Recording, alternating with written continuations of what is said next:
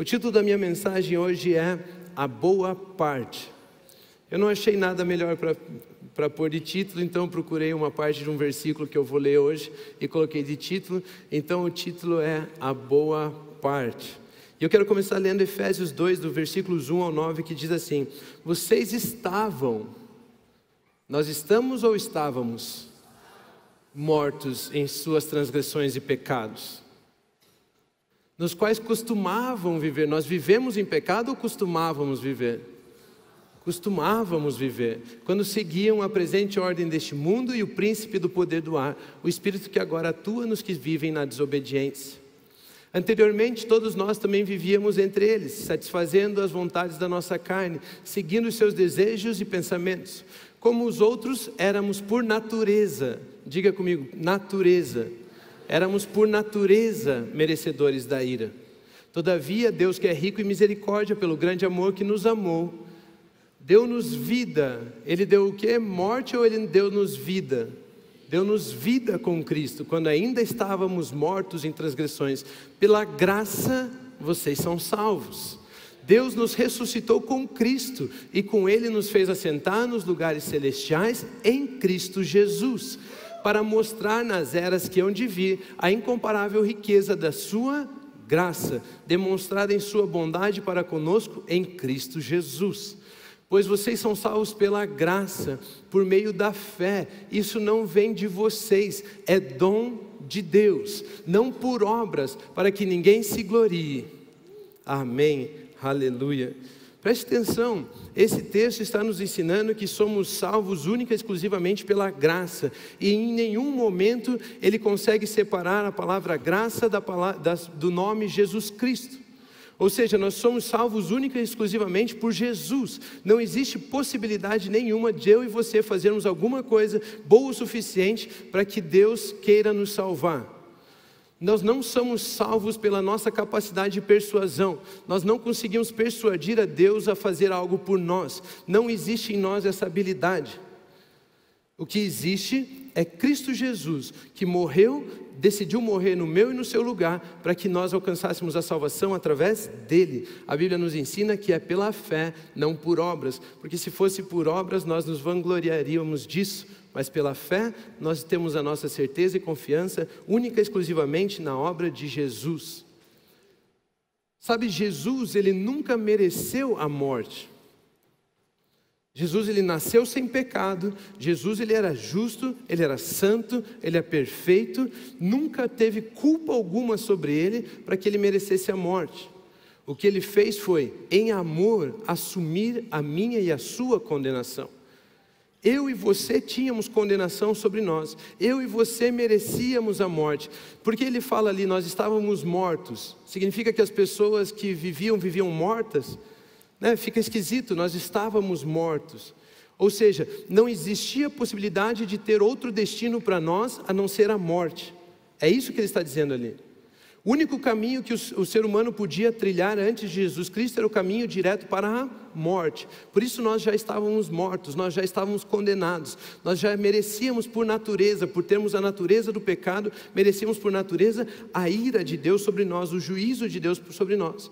Mas ele diz que todavia Deus, que é rico em misericórdia, não nos deu a morte. Pelo grande amor com que nos amou, deu-nos vida.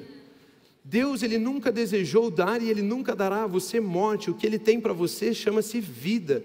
Jesus disse, eu vim para dar vida e vida em abundância. Deu-nos vida com Cristo, quando ainda estávamos mortos em transgressões. E ele diz então, pela graça, vocês são salvos. Preste atenção, Jesus não tinha acusação sobre a vida dele. Não existia forma de matar Jesus. A força da morte é o pecado, e Jesus não tinha pecado, então não tinha como a morte matar Jesus. Mas ele decidiu assumir o meu e o seu pecado. Ele decidiu assumir o meu e o seu lugar, levando a minha e a sua condenação. O justo pelos injustos, o santo pelos pecadores. Ele substituiu. Ou seja, nenhuma obra é aceita diante de Deus, a não ser a obra de Jesus Cristo da substituição. Essa é a obra que Deus aceitou para que eu e você não precisássemos morrer mais. Isso nos ensina que a obediência cristã não está baseada em quanto nós conseguimos obedecer a Deus, mas está baseada em quanto nós conseguimos aceitar que Jesus obedeceu, quanto nós conseguimos aceitar que a obediência de Jesus é suficiente, que aquilo que Ele fez foi completo. A nossa obediência então não está na nossa capacidade, a nossa obediência está na fé na obra de Jesus Cristo, que foi completa, morreu por nós, assumiu o nosso lugar e hoje eu e você temos vida. Romanos 5,19 fala sobre isso.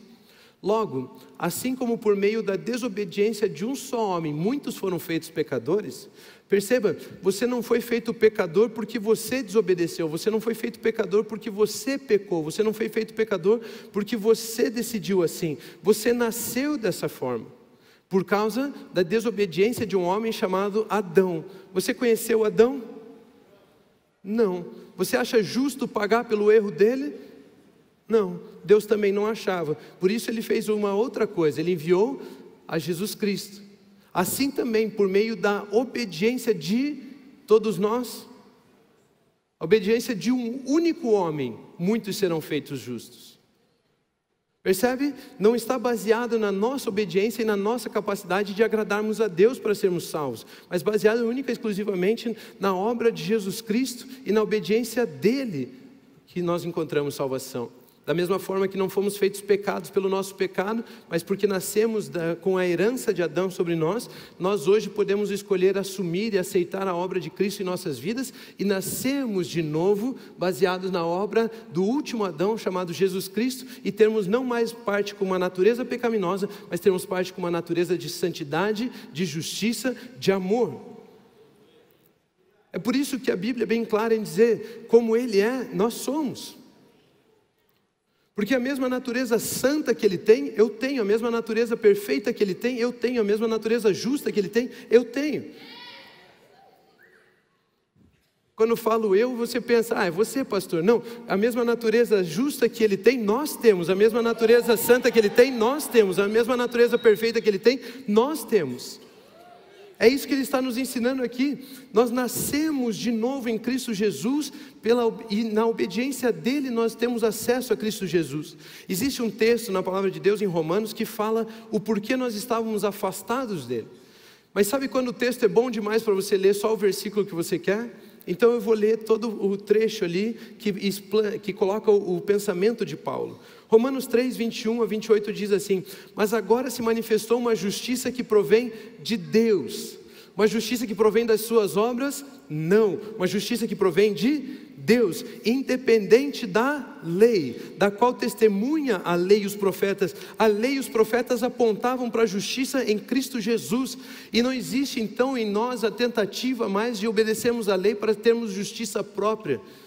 A própria lei não aceita a justiça por ela mesma. Ela aponta para uma justiça superior, que é a justiça de Cristo. Testemunham a lei e os profetas, justiça de Deus mediante a fé em Jesus Cristo, para todos os que creem. Não há distinção, pois todos pecaram e estão destituídos da glória de Deus. Perceba, nós estávamos afastados da comunhão com Deus, porque todos nós tínhamos pecado num homem chamado Adão. Não pelos nossos pecados de atitudes, mas porque nascemos do pecado, descendência de um homem chamado Adão. Vocês estão me acompanhando? Vamos continuar lendo. Sendo justificados, olha só, sendo justificados gratuitamente por sua graça. Que loucura é essa? 2 vezes, gratuitamente por sua graça. Percebe como ele quer enfatizar isso? Não é por obras, não é pelo que você faz, gratuitamente Ele deu de presente para você esse favor sobre a sua vida. Pela graça, por meio da redenção que há em Cristo Jesus. Graça com Cristo Jesus, não tem como separar, eles são a mesma coisa. Deus o ofereceu como sacrifício para propiciação mediante a fé, pelo seu sangue, demonstrando a sua justiça. Em sua tolerância havia deixado impunes os pecados anteriormente cometidos. Mas no presente demonstrou a sua justiça, a fim de ser justo e justificador daquele que tem fé em Jesus. Onde está, então, o motivo de vanglória? Onde está o motivo de você se vangloriar das suas obras? É excluído. É excluída a possibilidade de você ser salvo pelas suas obras. É excluída a possibilidade de você ser bom o suficiente para alcançar justiça. Baseado em que princípio? No princípio da obediência à lei? Não, mas no princípio da fé. Pois sustentamos que o homem é justificado pela fé, independente da obediência à lei. Tem como ficar mais claro? Eu acho que se eu tentar explicar, eu estrago. Paulo escreveu perfeitamente. Mas o que eu queria pegar nesse texto é que nós realmente estávamos afastados de Deus. Mas não era culpa nossa. E a obra de Jesus Cristo, então, ela nos traz de volta. E tudo o que precisamos fazer é crer naquilo que Ele fez. Precisamos receber em nossas vidas a obra dele como sendo nossa, a cruz que ele carregou como sendo nossa. Nós precisamos nos identificar com a obra de Jesus. Ele nos substituiu e nós nos identificamos com ele. A ressurreição de Cristo é a minha e a sua ressurreição. A ascensão de Cristo é a minha e a sua ascensão. O versículo antes que nós lemos diz que nós estamos assentados nas regiões celestiais em Cristo Jesus. Ou seja, tudo aquilo que é dele, eu posso me identificar na obra dele e tomar posse como meu. Ele me permite, ele me deu esse direito. Não sou eu que estou arrancando nada de Deus, não sou eu que estou tentando roubar nada de Deus, foi ele quem decidiu me dar. Mas antes, nós estávamos afastados. E ele diz que nós podemos recebê-lo. A forma de voltarmos a termos comunhão com Deus é através de Jesus Cristo. Tem um versículo que eu gosto demais, é Apocalipse 3:20, diz: eis que estou à porta e bato. Ou seja, não somos nós que estamos batendo na porta do céu para tentar entrar, é Jesus que veio até a porta da sua vida e está pedindo para entrar. Se alguém ouvir a minha voz e abrir a porta, entrarei e cear fala de comunhão, cearei com ele e ele comigo. Ou seja, tudo o que tinha que ser feito para você poder voltar a ter comunhão com Deus, Jesus já fez. Agora ele está só batendo na porta e falar: me permita entrar na sua vida para que você volte a ter comunhão com Deus. O problema foi resolvido. Aquilo que nos afastava de Deus não nos afasta mais. Basta recebermos a solução em Cristo Jesus. É tão simples, é tão perfeito, é um plano de amor mais perfeito que eu conheço. É a manifestação do amor de Deus, é a execução do plano mais sublime que já existiu. Jesus é a pessoa mais perfeita que já passou. O amor dele por mim e por você é incondicional. Ele fez o que fez porque ele é amor e não porque você merecia. Uma obra completa para que eu e você pudéssemos apenas crer e receber essa justiça em nossa vida como se fosse a nossa própria justiça, nos dando livre acesso à presença de Deus. Aqueles que agora estavam afastados podem estar perto. Entrarmos diante do trono da graça, entrarmos diante de Deus, nos colocarmos diante de Deus sem nenhum complexo de inferioridade, sem nenhum medo de condenação, porque a obra de Jesus Cristo, por mim e por você, foi completa, perfeita. Mas agora eu quero ler o texto para começar a minha mensagem.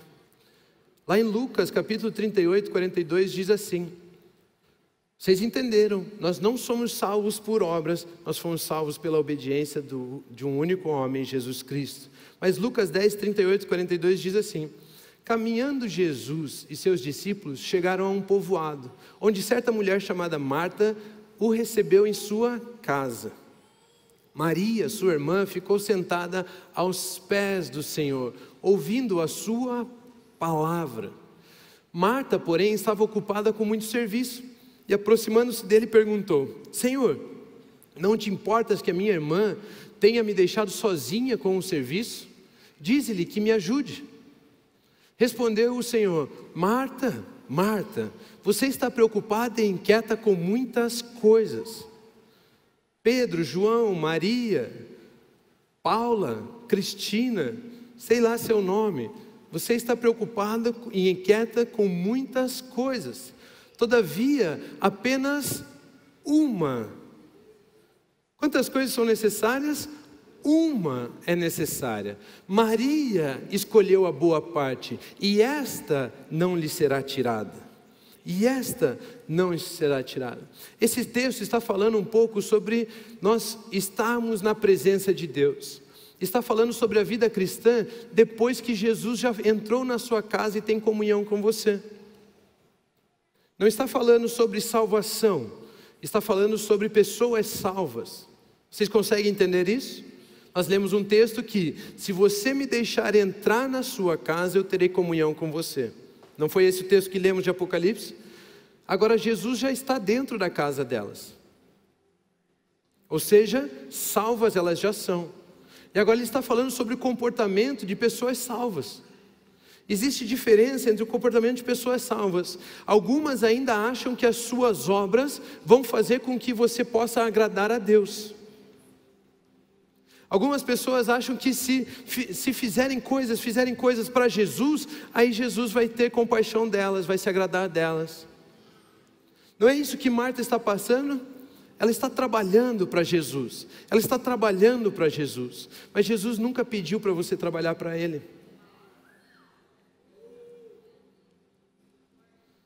Jesus fez o que fez, não para você se tornar devedor a Ele e obrigar você a trabalhar para Ele. Ele fez o que fez por amor a você. E existe diferença entre eu tentar trabalhar agora e praticar obras para continuar agradando a Deus e não perder a minha salvação. Existe diferença entre isso e apenas praticar as boas obras de acordo com quem eu sou nele. Preste atenção, eu quero colocar um pensamento aqui. Pare de tentar se limpar. Pare de tentar se limpar. Marta estava tentando limpar a casa dela. Marta estava tentando fazer tudo do melhor para que ela fosse digna de ter Jesus ali dentro. Ok, eu fui salva, mas agora será que eu não preciso continuar agradando para que Ele não saia da minha casa? Para que Ele não me abandone? Ei, Jesus jamais vai te abandonar. A impressão que dá é que Marta está com Jesus na sua frente, mas não o vê. Jesus está sentado na casa dela, mas ela não o vê, pois tudo que ela vê é a bagunça, é a sujeira, é a necessidade de arrumar as coisas. Mas Jesus está falando, o que te limpa não é o seu esforço para mudar, o que te limpa é a minha palavra. O que te transforma não é o seu esforço para mudar, o que te transforma é a minha palavra. Maria escolheu a boa parte e isso não lhe será tirado. Agora o seu esforço acaba. Aquilo que você faz na sua força passa, mas aquilo que ela recebeu de mim, sentada aos meus pés, isso não muda. Como se Ele dissesse, vem aqui, se exponha ao que eu tenho para falar a seu respeito. Vem aqui, perto de mim, eu te fiz como eu sou, e você vai perceber que você já é santa, pura, justa, quando escutar as minhas palavras. Quando olhar para mim, você vai descobrir quem você é.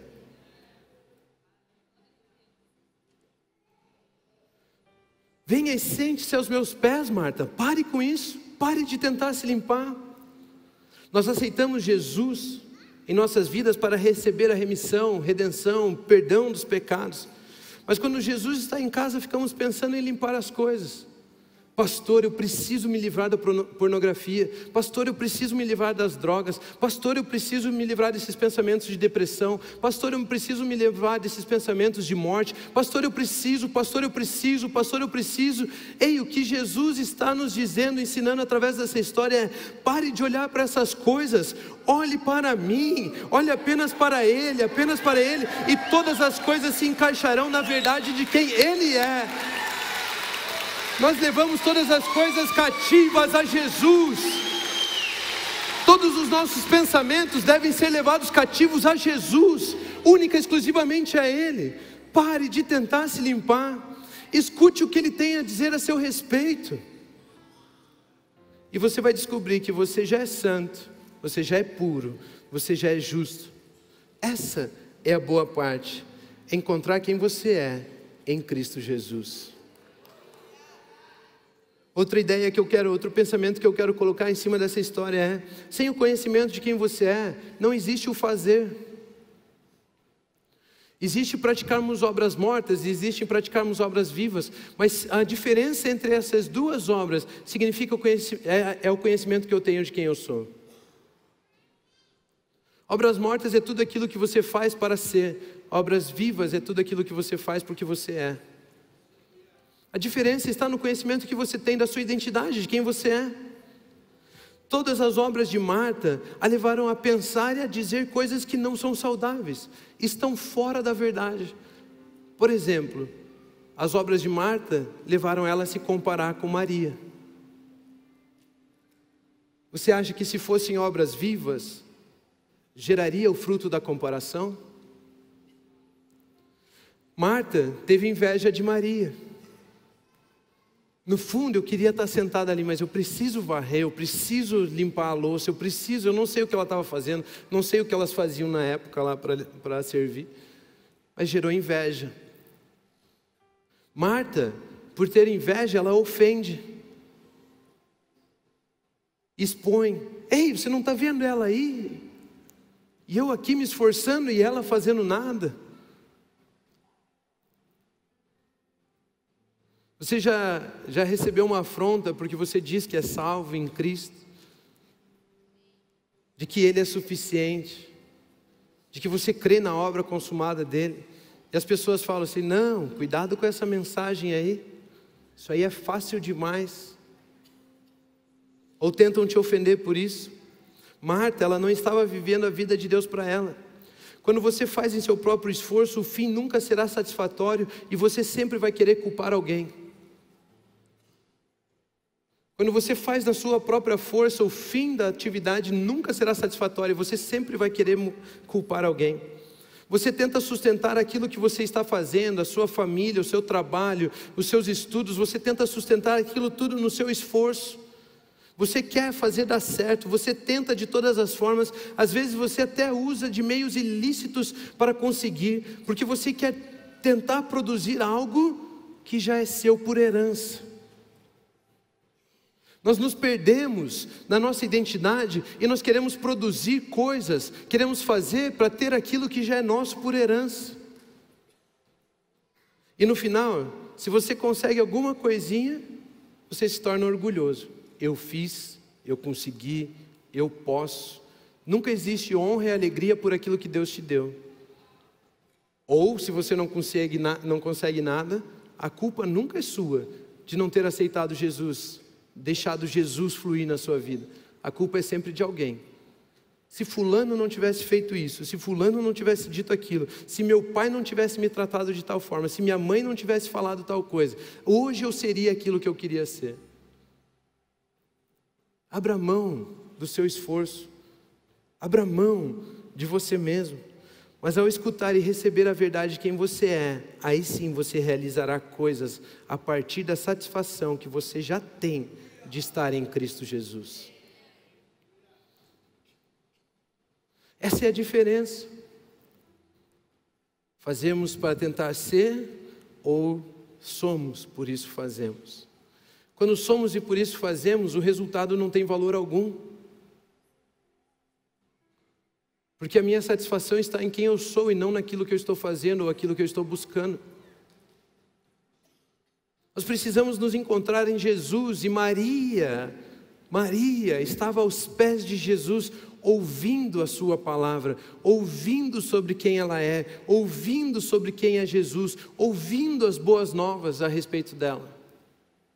Maria escolheu a boa parte, e esta não lhe será tirada. O engraçado é que depois de um tempo, Maria, ela pratica uma obra, ela faz alguma coisa. E o legal é que nós precisamos entender é que ela não faz para Jesus, mas ela faz a partir de Jesus. Ela faz a partir daquilo que ela aprendeu sentada aos pés de Jesus. Enquanto Jesus revelava quem ela era, ou ela se via como num espelho, em Jesus. Ela olhava para Jesus e ela via ela mesma, e Jesus explicava algumas coisas e ela recebia daquela palavra. Ali ela aprendeu a sua identidade, e aos pés de Jesus ela percebe quem ela é. E depois de um tempo nós encontramos essa mesma Maria de novo aos pés de Jesus. João 12, 1-3 diz o seguinte: 6 dias antes da Páscoa, Jesus chegou a Betânia, onde vivia Lázaro, a quem ressuscitara dos mortos. Ali prepararam um jantar para Jesus. Marta servia, enquanto Lázaro estava à mesa com ele. Então Maria pegou um frasco de nardo puro, que era um perfume caro, derramou sobre os pés de Jesus e os enxugou com seus cabelos, e a casa encheu-se com a fragrância do perfume.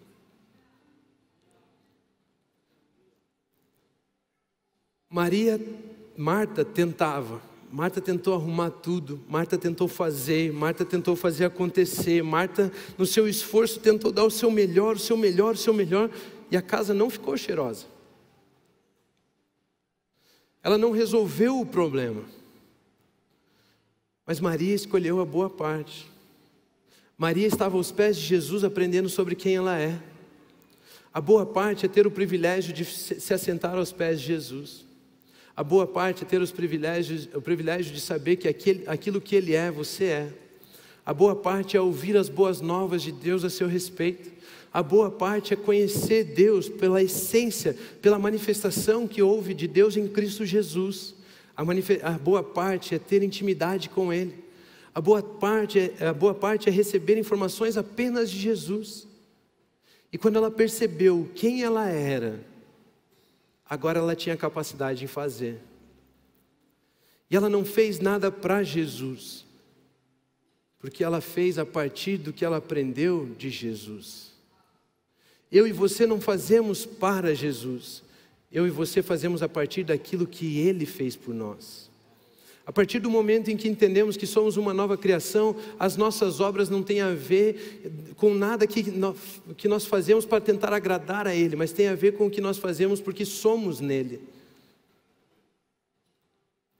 É mudar o ambiente. Maria, ao conhecer quem era, ela não se esforçou demais.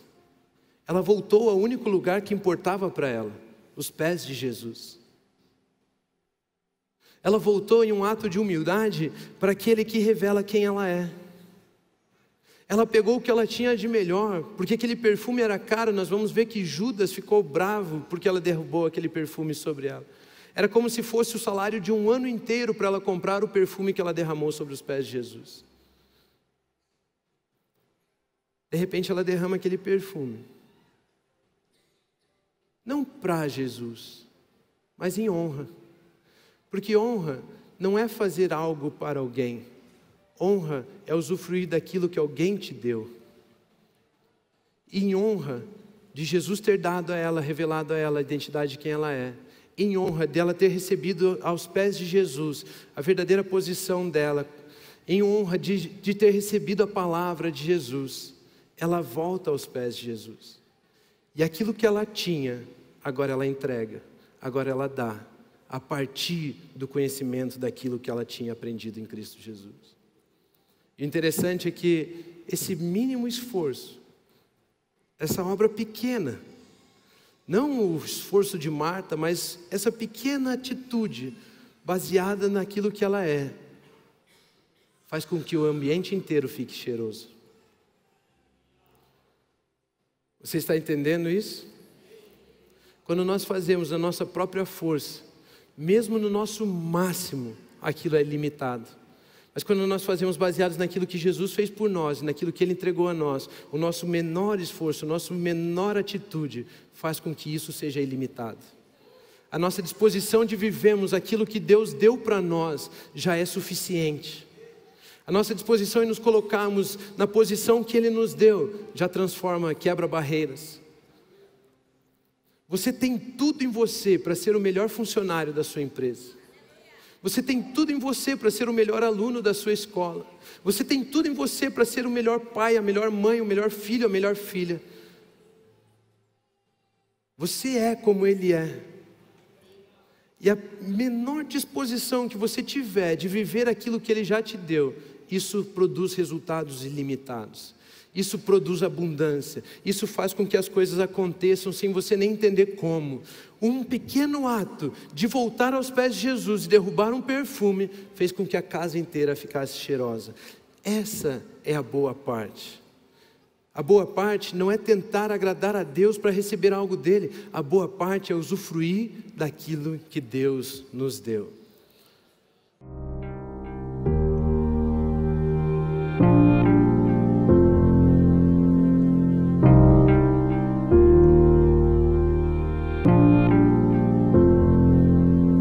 Não tem nada a ver com o que temos ou com o que fazemos, tem a ver com o que somos.